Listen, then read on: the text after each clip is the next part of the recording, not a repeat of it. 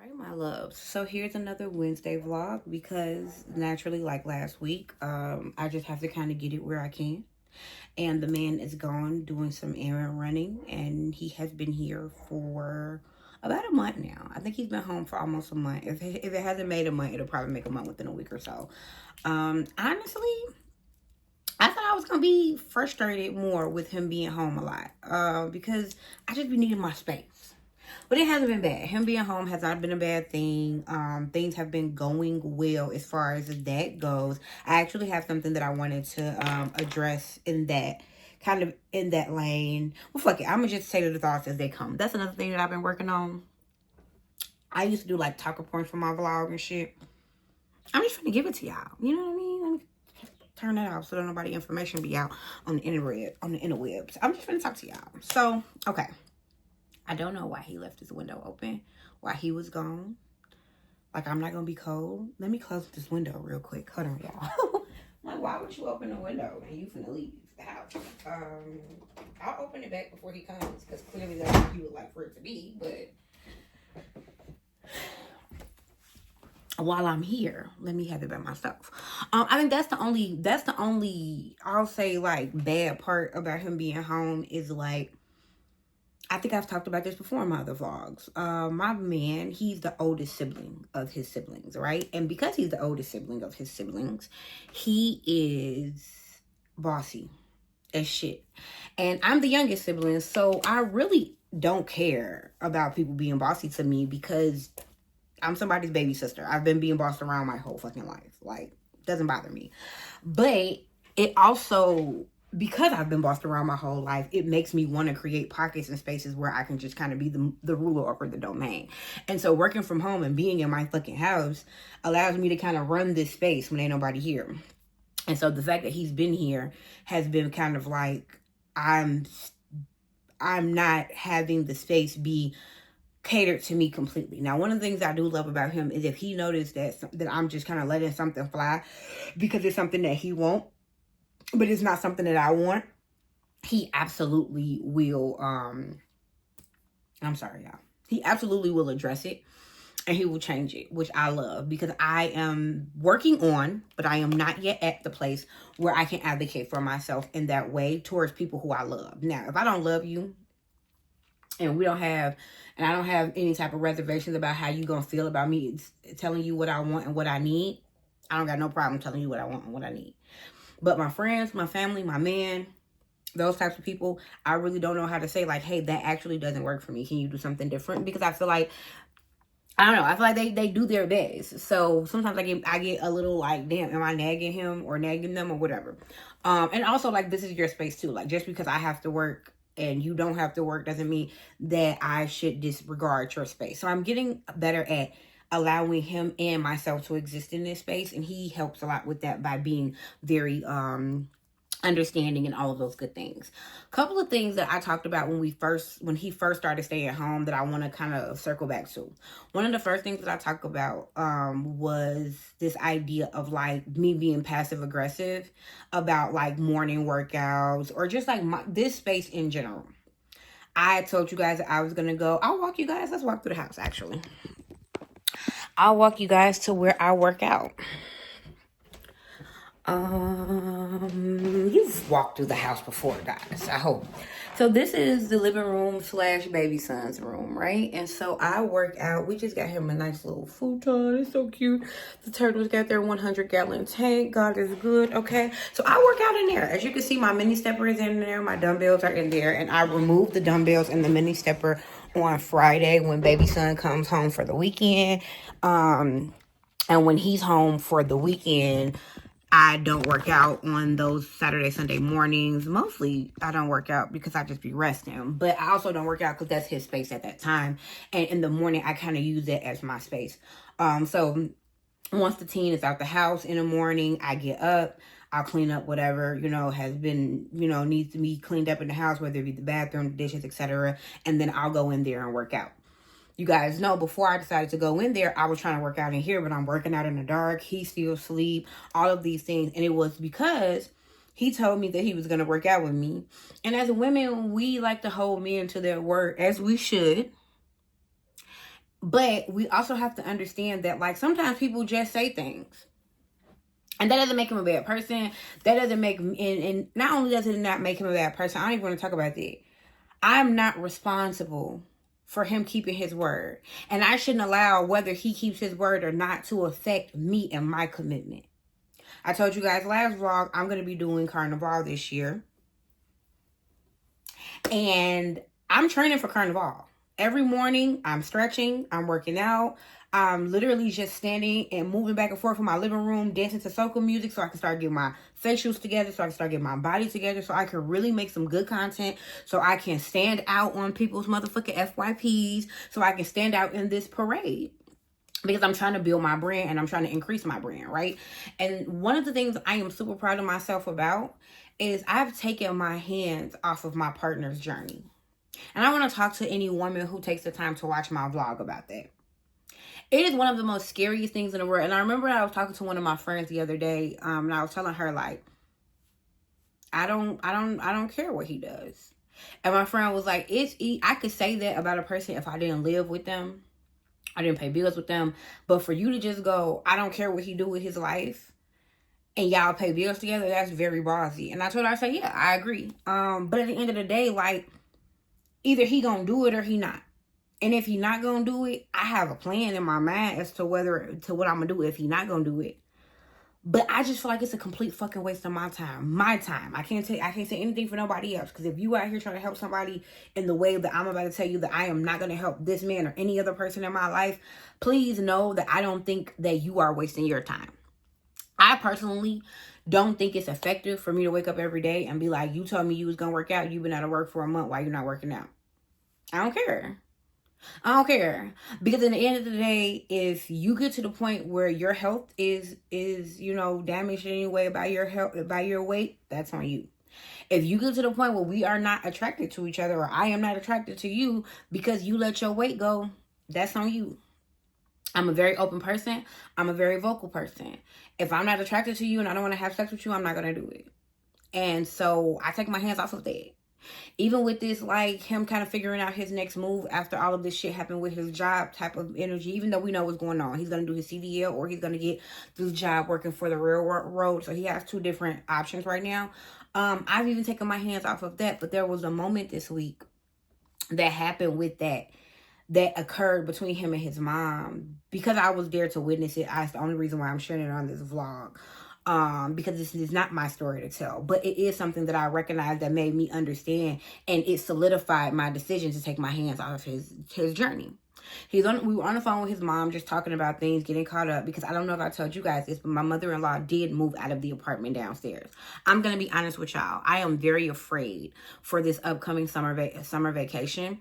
I'm used to having the boys with my mother-in-law downstairs, with the opportunity and the option to kind of get some help from grandma. This summer is going to be me, him, and the boys. That's scary to me. I'm not going to lie to you. I am really frustrated personally that my mother-in-law moved out and allowed my brother-in-law and his family to move in, because they're not helpful. No offense, but they're not helpful. They're actually a hindrance because he got 2 fucking kids that's under 2 and about to have another one. So it's like, it's a loud ass situation happening down there. Always crying, always this. So that has put the fire under our belt, under our butts, because now me and my partner, we're definitely set to try to do some moving, to move by next year, which is another reason why I think I told you guys this last vlog, but I'm just repeating. Which is another reason why I am not going on my cruise for my birthday this year. I'm going to do Carnival, and then we're going to start saving money to move, because I already know that my partner, because he's a big brother, he's going to try to bully or boss his brother around, and his brother pay rent downstairs. And he even said it himself. He said, babe, I have to leave here because I'm his big brother. I know me. I'm going to be trying to say stuff to him, and I don't have a right to say anything to him. This is ours. So we're working on that. But let me get back on track. So this week, my mother-in-law was just calling to check in on us. And we were talking about the job opportunity, because one of the job opportunities that he got is coming from his younger brother, who kind of, had the people pull his information. Him kind of explaining to his mom he's excited to be doing this. He already got his plans together, etc., etc. It prompted her, because she and he, they both have this thing about themselves. They just say whatever. They just say whatever. I'm not gonna lie to you. They are two people who will tell you what they're feeling. But the thing about it is, sometimes the things that they say probably shouldn't have been said to the person that they said it to. So his mom was like, and see, people out here worried about you. I told them they ain't got nothing to be worried about. You're going to do what you're supposed to do. And then she stopped, because he's like, who worried? What you talking about? And she's like, oh, nothing, nobody. She was trying to go into the other conversation. But he needed to hear that. He needed to know that his siblings are worried about giving him opportunities, because sometimes he decides that things are not working for him and he doesn't stick it out. Now, I believe that is both a good quality about him and a not so good quality about him, because you don't stay anywhere that you feel like you're not supposed to stay. And I think that's a beautiful fucking thing. Like, at the end of the day, I think that's awesome. However, that creates these types of situations. And so the reason why I told this story was because I decided to stop talking to him about these things. I decided to stop bringing these things up, because I've said that to him. Like, when he told me, like, oh, I'm asking my brother about getting in at the railroad, I was just like, I was about to say, don't be surprised if he's hesitant because of your track record, but I didn't say nothing. So when his mom said that, that made him realize, like, oh, damn, I need to get better. I need to get more consistent. Life will show people what they need to do. You don't need to wake up every day and feel like you can be the boss of somebody else's life, even if you love them, even if they're your partner. And that's all I'm going to say about that. In the house, we all good. Like I said, the biggest thing that I'm afraid of right now is summer break is coming. He's going to be working either this swing schedule at the railroad, which means he'll be at the house, in and out the house at all different times. And I'll be here with the boys, and possibly no transportation, because if he got his car and his mom is in downstairs and there's no car. So these are little small logistical things that we got about the rest of well, pretty much May and June to figure out, because the boys get out of school June-ish, end of May, June-ish, and we'll figure it out. I feel like my mother-in-law is going to ask for at least one of the boys and kind of put them to work. I pray. That's honestly my prayer, is that at least one of them gets sent over, because the youngest son has been acting out in school. I honestly just think it's because he wants more attention from his dad. So I'm grateful that he's been off work and he's been giving him that attention. That's great. I'm going to put 12 minutes of talking about my family, but I needed to. Let's talk about the logistics of my life and catch y'all up in these last 3 minutes, because I'm trying to stay under 15 minutes, but we might not make it. Okay. I broke a nail, y'all, and I haven't broken a nail in a very long time, but I broke a nail for a good reason. I broke a nail going to a dance party last week. I didn't break the nail at the dance party, which sucks, but the dance party was so good, y'all. I went to the promontory. I went to this DJ set called Club 1BD, and basically it's a really small, intimate set. The DJs asked that everybody wear like neutral colors, so like shades of brown, which looks so fucking good on brown and black people. And then we just all get together, and these DJs just do some sick mixing. And let me tell you, it was amazing. I danced that night like I had never danced in a long time. And I didn't want to be the person to say it, because it's me. My cousin, who is my best friend in this world, I love my cousin. She was there, and she texted me the next day and was like, seeing you dance the way we used to dance as kids, and like I'm a middle of the circle girl. Soon as the song come on, give me some space and turn the cameras on, because I'm finna cut up. And she was just like, to see you in the middle of a circle. And I haven't seen that in like 10 years. I almost started crying, because you were glowing. You were in your element. And that for me was, number one, confirmation that I need to be doing Carnival.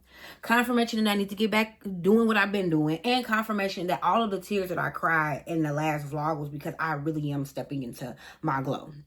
I'm about to get back performing. I'm about to get back doing what I do. Darling, I'm an entertainer. And I want to do that. I want to be an entertainer. I want to keep entertaining people. And so these were events that kind of led up to that. And I'm happy about that. like I said, I've been training for Carnival.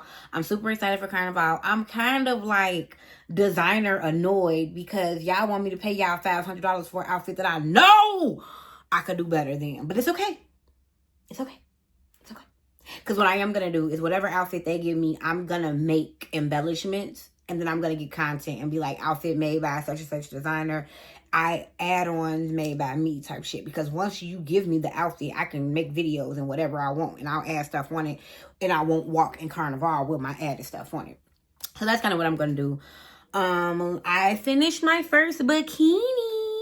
I made it for myself. I'll be wearing it to a 90s party in June. So I won't be wearing this anytime soon. But it fits really good. It's a little small. It's a little small. But it fits. It's a bikini. It fits. It's beautiful. I am going to always wear a bikini bottom under my handmade bikini bottoms. That's just for me and my sanity until I learn how to sew in that lining. Because I want to start sewing in the